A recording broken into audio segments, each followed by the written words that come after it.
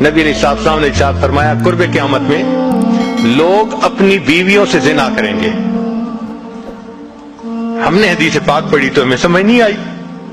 ہم نے اپنے استاد سے پوچھا کہ استاد جی یہ کیا معنی ہے کہ اپنی بیویوں سے زنا کریں گے؟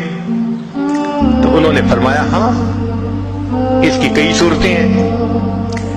ایک صورت تو اس کی یہ ہے کہ مرد یا عورت کوئی کفریہ بول دے اور نکاح ٹوٹ جائے اور ان کو اس کا پتہ ہی نہیں کہ نکاح ٹوٹا یا نہیں.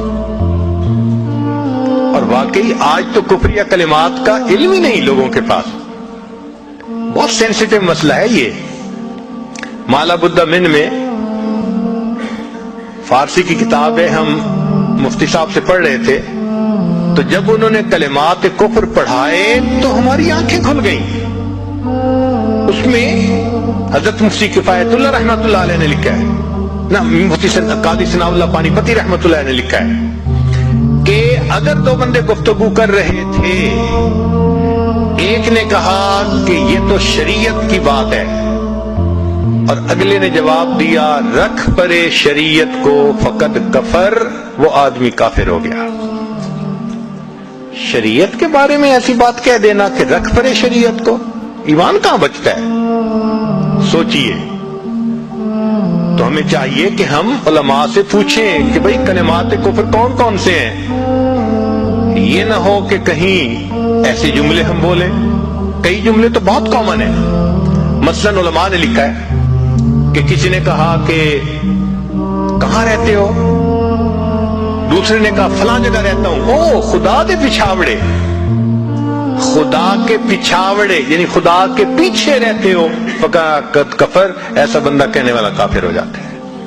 تو ان کا علم حاصل کرنا ضروری کہ کہیں ہم تو اپنی گفتگو میں کوئی ایسی بات نہیں کہہ جاتے, اور اگر نکاح ٹوٹ گیا تو پھر اپنے ذوق میں میاں بیوی رہ رہے ہیں اور زنا کا گناہ لکھا جاتا ہے.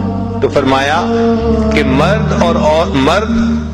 قرب قیامت میں اپنی بیویوں سے زنا کریں گے. ایک صورت تو یہ ہے, یہ کفریہ کلمہ بیوی بولے تو بھی نکاح ٹوٹا, خامد بولے تو بھی نکاح ٹوٹا.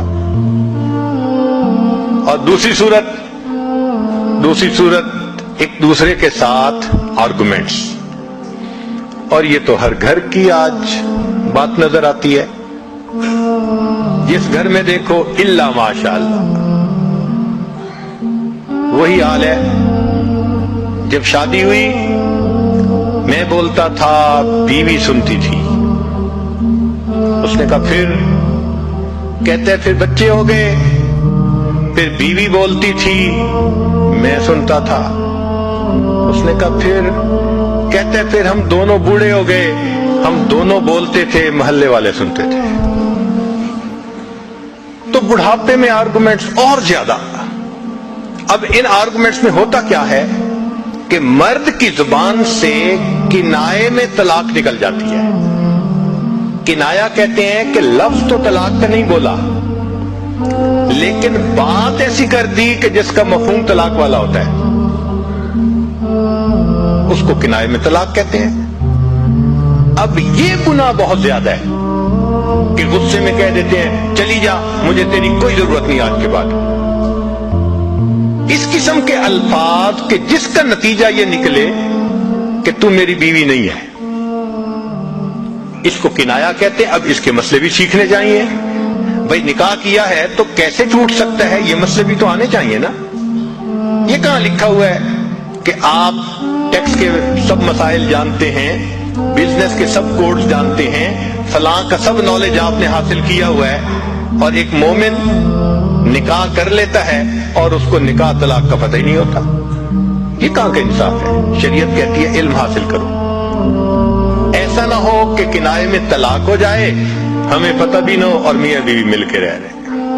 اور آج تو یہ معاملہ ہے کہ زبان سے طلاق کہہ دیتے ہیں, ہو بھی جاتی ہے, پتہ بھی ہے دونوں کو, مگر بدنامی ہو جائے گی, پھر ایک دوسرے کے ساتھ رہ رہے ہوتے ہیں. چنانچہ ہمیں ایسے لوگ ملے 5 وقت کا نمازی, تہجد پڑھنے والا, سب نیکی کرنے والا, خود اس نے مجھے کہا کہ آج سے 8 سال پہلے میں نے اپنی بیوی کو طلاق دے دی تھی غصے میں. ویسے میں نے غصے میں دی تھی. میں نے کہا کبھی کسی نے بیوی کو خوش ہو کے طلاق دی؟ دیتا تو غصے میں ہی ہے نا. یہ کیا بات ہوئی کہ غصے میں دی تھی؟ بھئی طلاق تو ہو گئی. اور جی پھر بعد میں ہم نے سوچا وہ بھی نیک ہے میں بھی نیک ہوں, بدنامی ہو جائے گی, بچے خراب ہو جائیں گے, تو بس پھر ہم نے پھر اکٹھا رہنا شروع کر دیا. نہ رشتہ داروں کو پتا, نہ علماء سے پوچھا. پھر میاں بیوی اکٹھا رہ رہے ہیں, ایک گھر ایک کمرے میں. اب بتائیں زنا ہو رہا ہے کہ نہیں ہو رہا؟ قربان جائیں اس سچے نبی صلی اللہ علیہ وسلم کی مبارک زبان پر 1400 سال پہلے وارن کر دیا تھا کہ قرب قیامت میں لوگ اپنی بیویوں سے زنا کریں گے.